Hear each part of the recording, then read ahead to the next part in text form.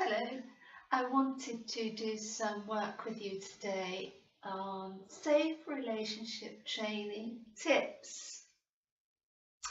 In my course, Becoming a Safe Relationship Connoisseur, I very much emphasise safety, of course, setting boundaries, having the ability to set boundaries, and also to take things slowly and really take the relationship and dating situation seriously as far as our own welfare and growth is concerned.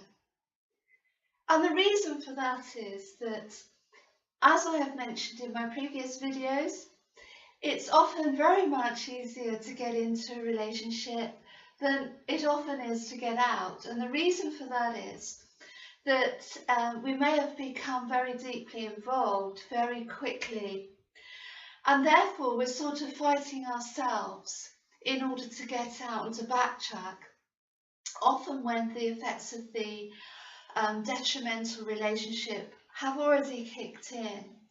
So it's far easier to take some positive steps early on in the dating process, as far as our safety is concerned, down the line, than it is often to backtrack later on when we may have committed our lives or our hearts to this situation and this person. So I wanted today to give you a few tips in order to rein you back in and to really get people to have a different mindset and attitude as far as dating is concerned. A very serious mindset, because although dating may have a casual element to it these days, the detrimental effects, if it is a negative outcome, can be so soul destroying that it's well worth just standing back and taking the effort to do things in a logical manner early on. So my first tip is really, when you're communicating with this person, as early on as you can, really try and discern what their past relationships have been like. Try and read between the lines, because people are not going to come out and tell you all the negative stuff straight away. But sometimes they will speak in a manner that gives a flavour of that relationship and just what it was really like, possibly even for the other person as well. So this is a really important area to sort of get a handle on, is just getting a flavour from where the other person is coming from as far as their former relationships are concerned. Were they passive? Were they abusive in any way? And so this is an important time to really listen and ask questions at the same time. It's a bit of a balancing act. But try to listen well and also ask appropriate questions. Not questions that have yes or no answers, but very specific questions regarding why that relationship finished, how the person sees themselves in a relationship in the future. What do they want from relationships? Do they want a committed relationship? So that's tip number one, very importantly, is to just try and garner a flavour of where this other person is coming from as far as relationships are concerned, because after all, that's why you're there. So important to bear in mind. Listen very well, but also ask appropriate questions, and that's okay to do so, as long as it's done appropriately and respectfully, of course.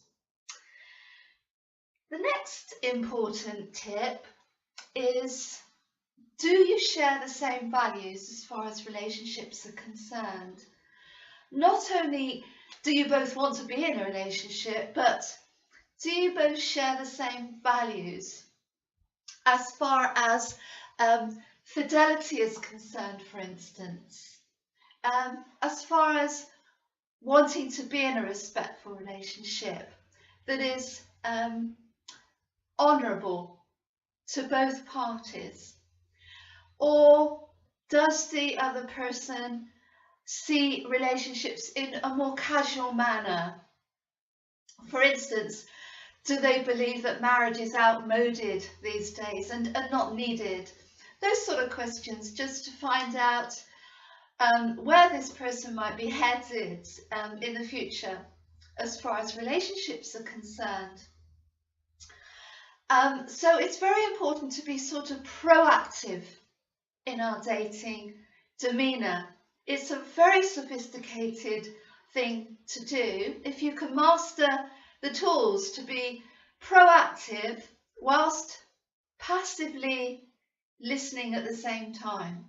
Asking questions again whilst listening very carefully to what those answers may be, because the information that someone reveals very early on is possibly something that would have been revealed in 2 or 3 years down the line anyway, in the form of their actions and behaviour in the relationship. So before you get that far down the line and maybe have wasted years on a going nowhere relationship, it's good to be proactive in the dating dynamic, whilst also knowing when to stand back and to listen, especially as a woman, to remain in the feminine core, but also being very proactive in the dynamic as far as you are concerned. Because remember, if things seem to not be turning out the way that you think they're going to go, we need to have the skills and the tools in order to withdraw. And I'll share probably in another video what those are. As the dynamic progresses, another key thing, which is my final tip for today, is to bear in mind how things are progressing and be very conscious of what is happening. For instance, is there continuous contact from this person? Or are they disappearing for quite long periods of time and then popping up again? And then you meet and it all seems to be going well, and then they seem to disappear again, or there seems to be no contact from them whatsoever. No texting, no calls, nothing. And this could possibly be a red flag as far as what that person is doing. It could just be they're very busy, or they could be dating other people, or it could be that some people enjoy putting people on the backbench, as I call it. They like putting people on the shelf for a while, whilst they go out there and see what else is on offer. And some people are actually put on the bench for years without realising that this person is actually off doing other things and quite happily keeping you on ice, nice and fresh, and ready for the next time when they want to get together for whatever it is they may want you for. But a bona fide relationship progresses steadily, and there is continual contact, and there is continual meeting face to face, rather than just social media or through technology all the time. So again, going back to my point number 2,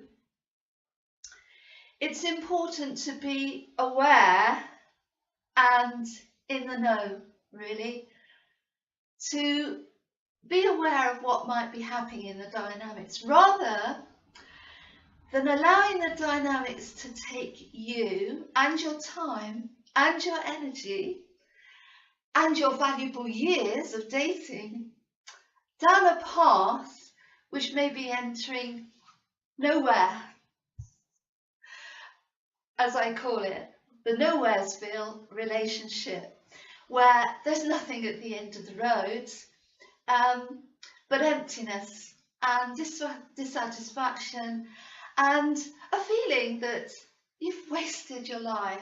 And really, folks, is there any worse feeling than that as far as dating and relationships are concerned? So, I really hope that's been helpful.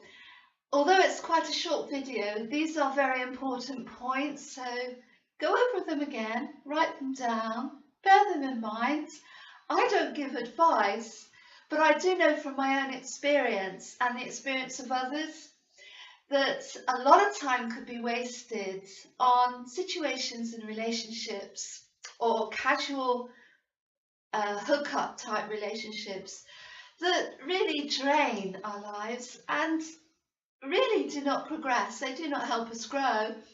In fact, they can take us backwards because we become despondent. So I hope that's helpful. Do take care of yourselves, and I look forward to seeing you again. Bye bye.